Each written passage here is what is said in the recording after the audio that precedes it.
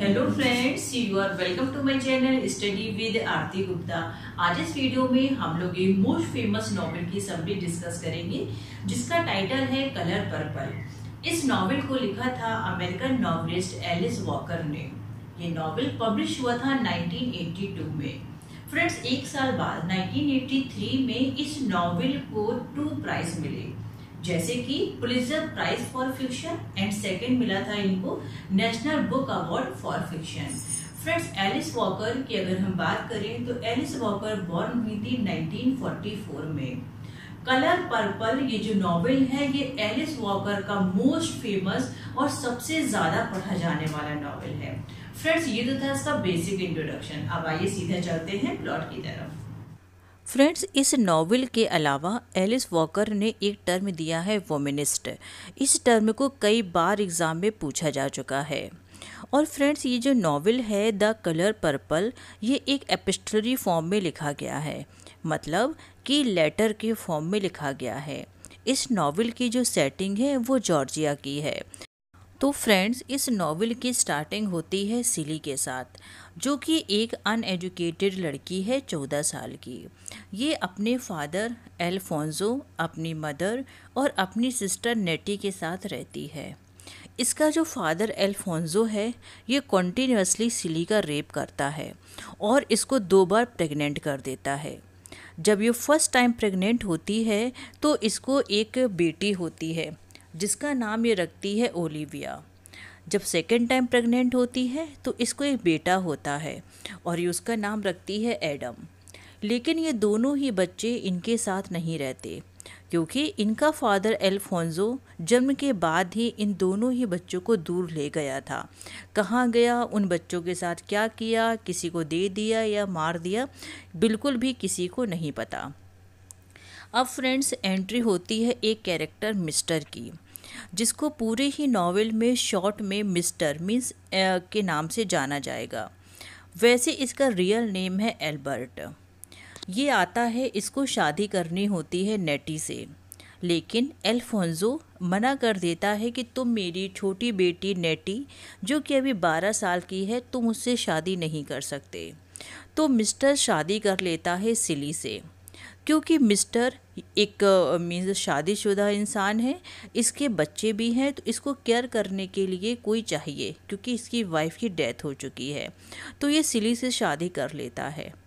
सिली जब इसके घर पे जाती है तो इसकी लाइफ में कोई भी चेंज नहीं आता।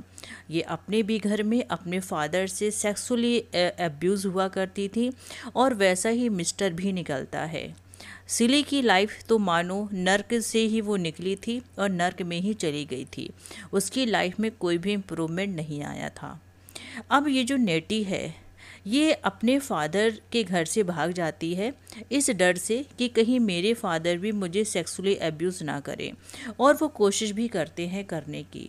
तो ये भाग के अपनी बहन सिली के पास जाती है, लेकिन यहाँ से भी इसको भागना पड़ता है, क्योंकि मिस्टर भी इसको फिज़िकली हैरेसमेंट करने की कोशिश कर रहा था।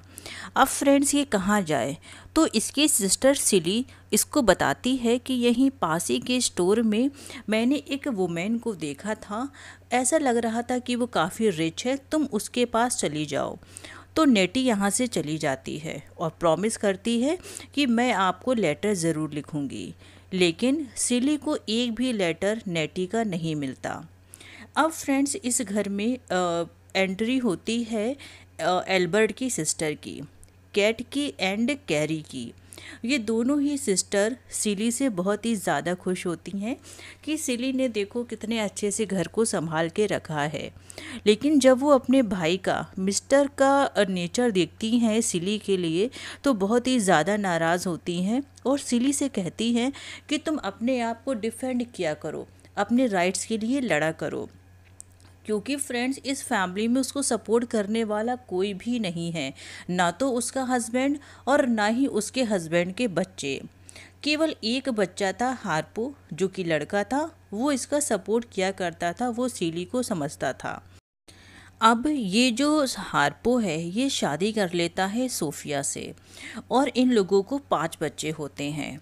लेकिन जो सोफिया थी वो बिल्कुल भी सिली की तरह नहीं थी। ये कोई भी चीज़ होती ये अपने आप को डिफेंड करती, ये अपने हस्बैंड हार्पो की बात नहीं मानती। तो हार्पो ने अपने पेरेंट्स से सजेशन लिया कि मैं इसको कैसे कंट्रोल करूं। तो सिली जो कि जैसा कि एक्सपीरियंस कर रही थी, उसने इसको भी सजेशन दे दिया कि तुम सोफिया को पीट दो, और इसने सोफिया को बहुत तेज़ पीट दिया। साथ में सोफिया ने डिफेंड भी किया।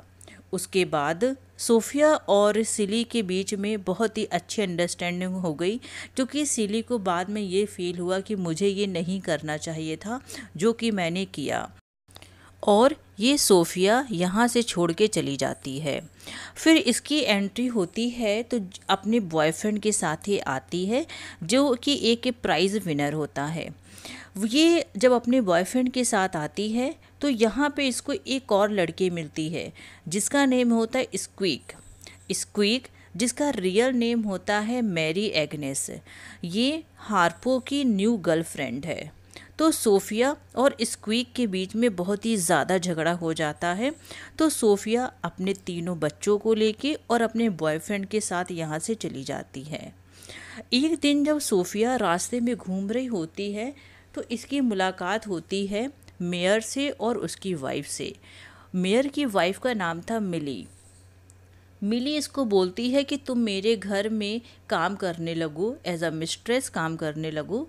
तो ये मना कर देती है, और इसका ना बहुत ही ज़्यादा झगड़ा हो जाता है मेयर के साथ, क्योंकि ये मेयर को स्लैप मार देती है। उसके बाद पुलिस इसको बहुत ही बुरी तरह पीटती है और इसको बंद कर देती है जेल में, और सोफिया 12 साल तक जेल में बंद रहती है। इसको एक आँख से दिखना भी बंद हो जाता है, प्लस इसकी जो रिब्स होती हैं वो भी क्रैक हो जाती हैं, और इसकी कंडीशन ऐसी हो जाती है कि पहचानने लायक भी नहीं रहती।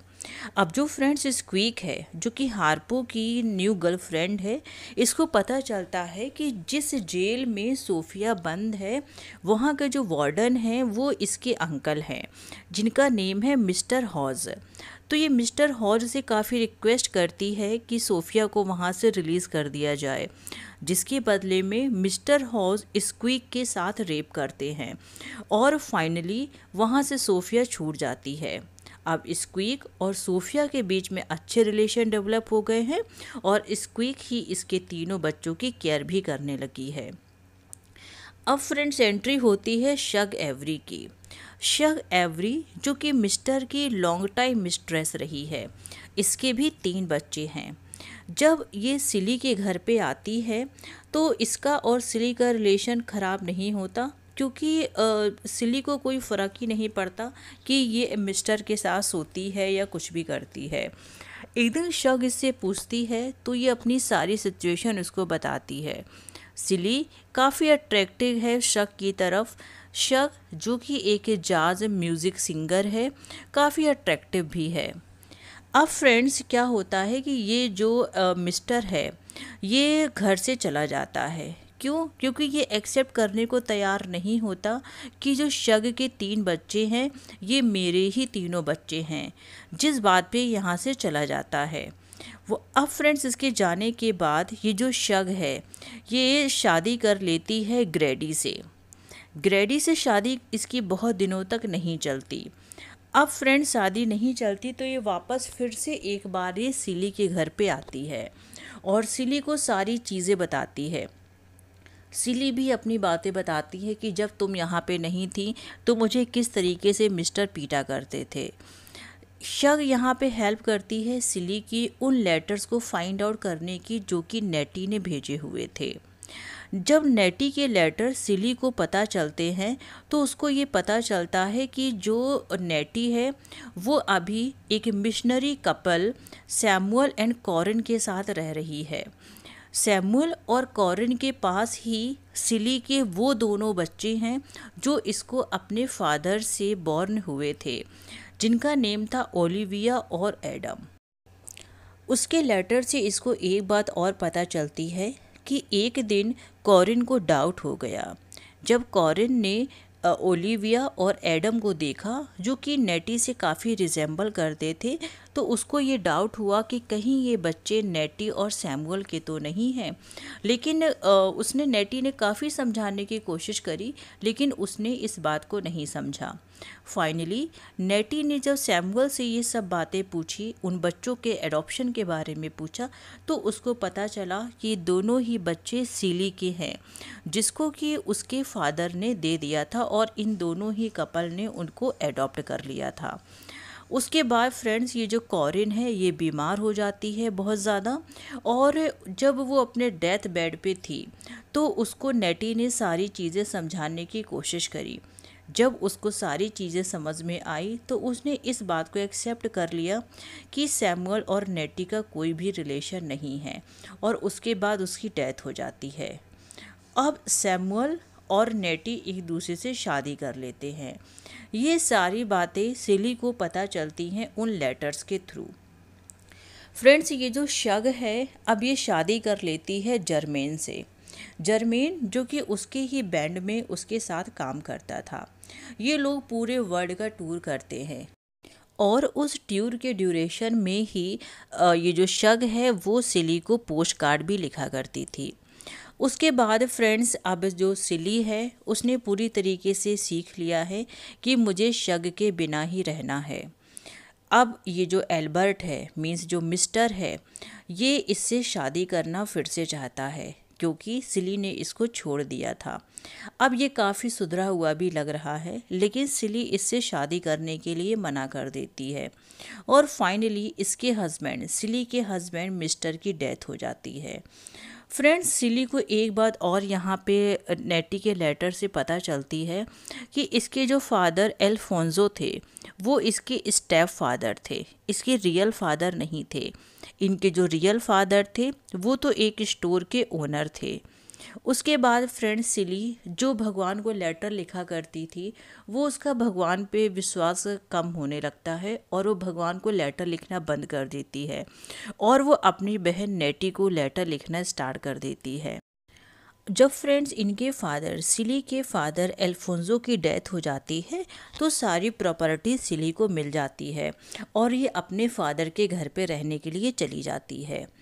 फ्रेंड्स यहाँ पे शग भी जर्मेन को छोड़ के वापस आ चुकी होती है, और इन लोगों का रिलेशन काफ़ी अच्छा हो जाता है।